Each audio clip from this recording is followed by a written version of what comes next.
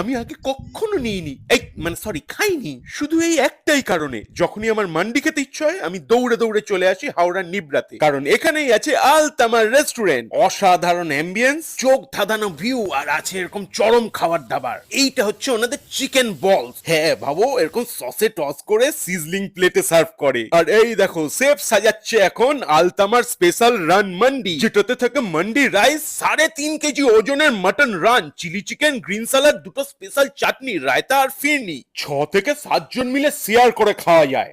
একেবারে আল হাবিবি ব্যাপার স্যাপার যাকে বলি। ব্যাস সাজানো হয়ে গেল, আমি ভাবলাম ওয়েট করে লাভ নেই, আমি নিজেই বয়ে নিয়ে চলে আসলাম। উরে বাবা কি ভারী, ঘাম বেরিয়ে গেল।